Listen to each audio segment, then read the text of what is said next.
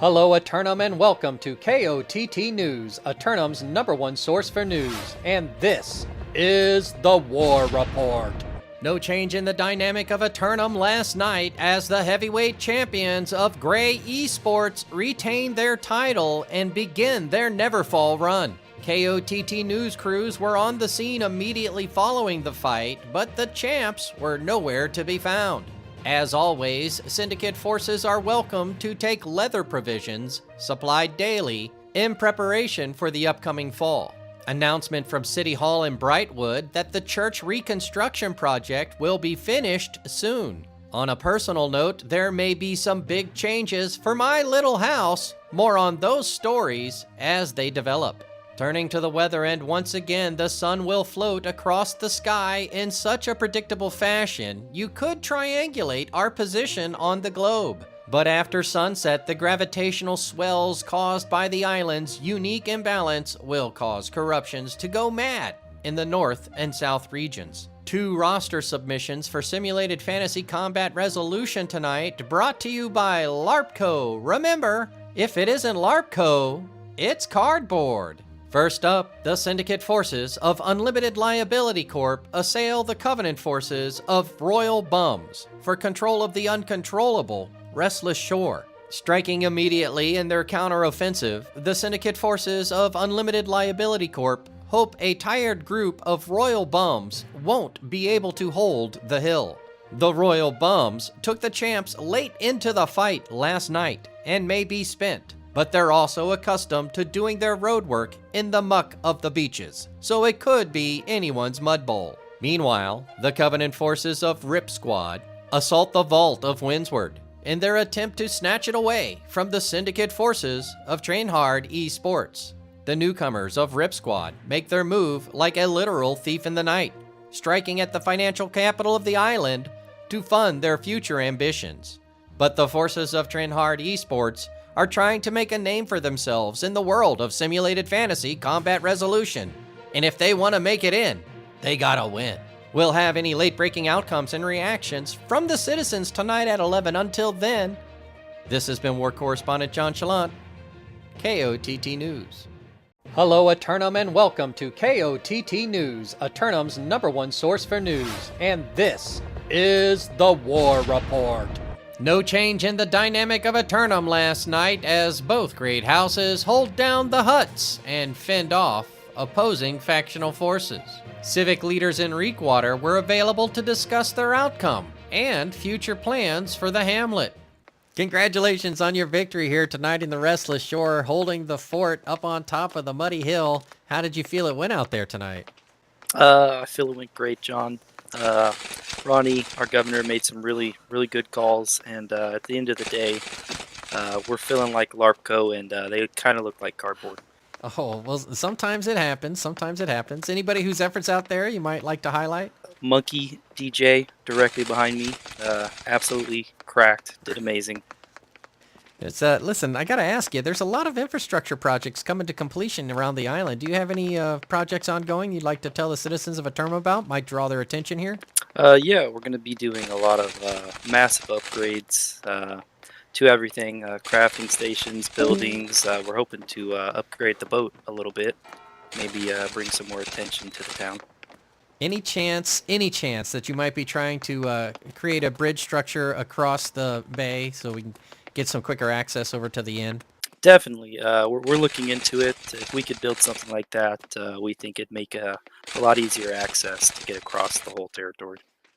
Turning to the weather, and it's looking like another uneventful day as the sun strolls across the Eternum sky.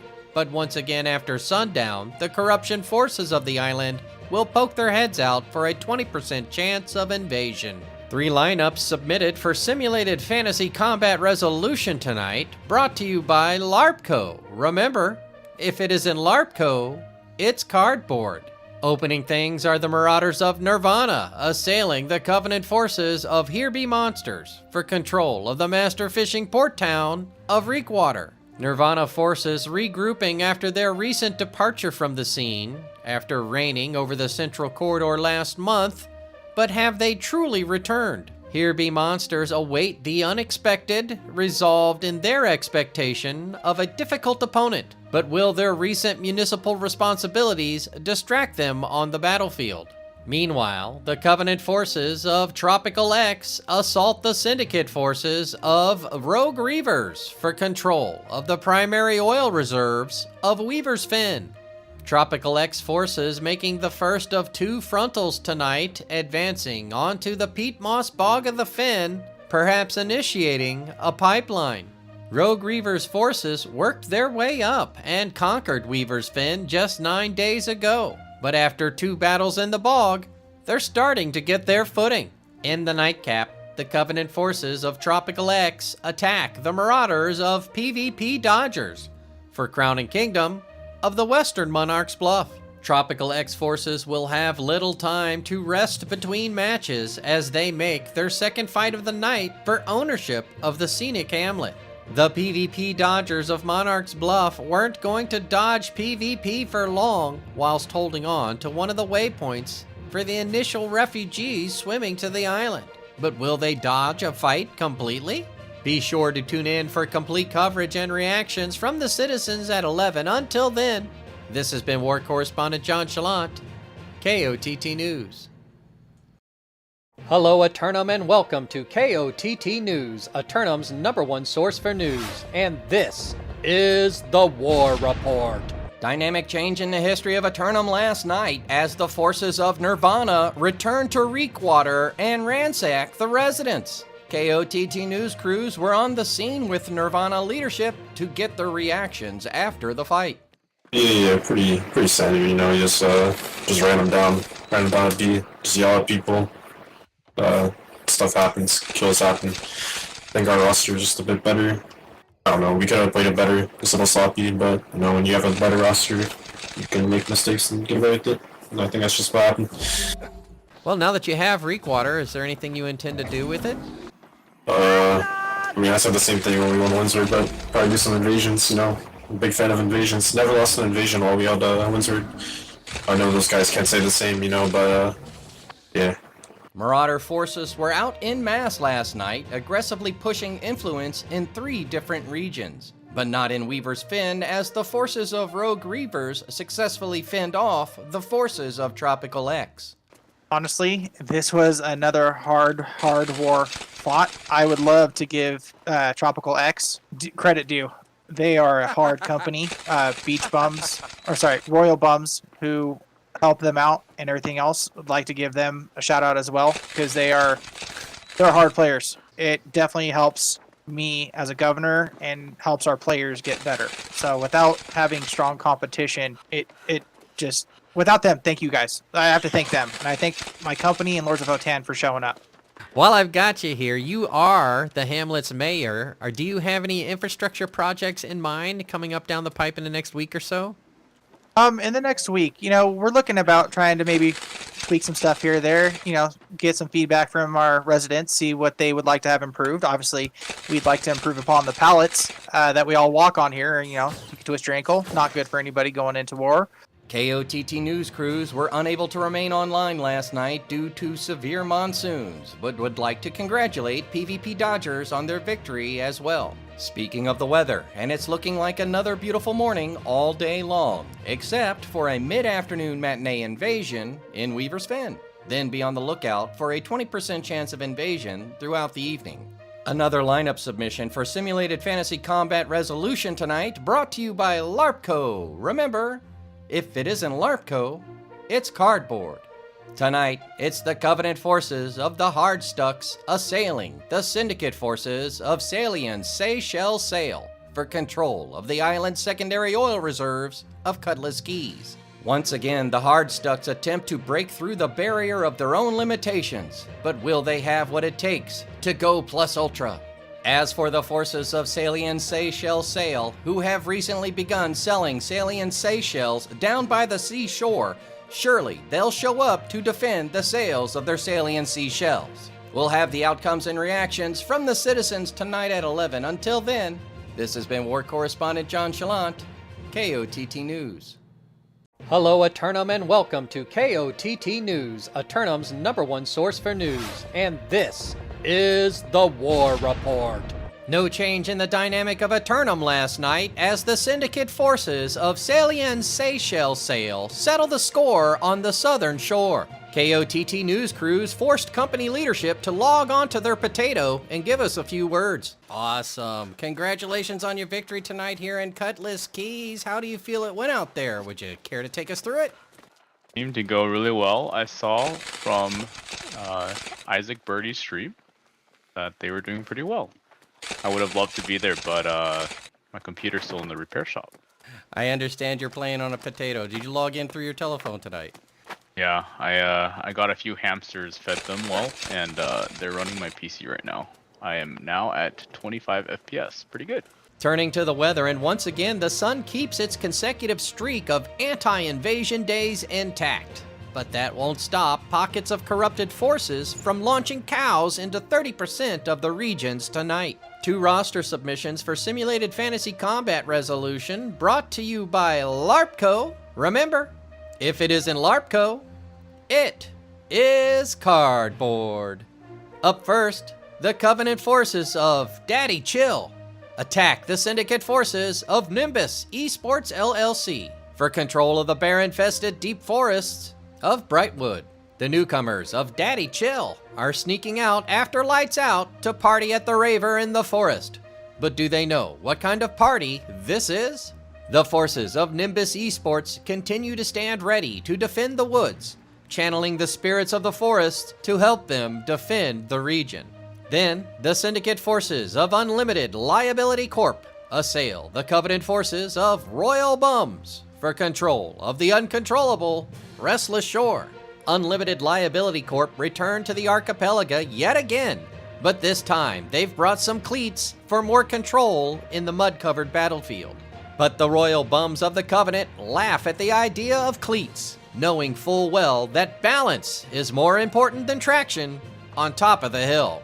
We'll have the outcomes and reactions from the citizens tonight at 11. Until then, this has been War Correspondent JChalant, KOTT News.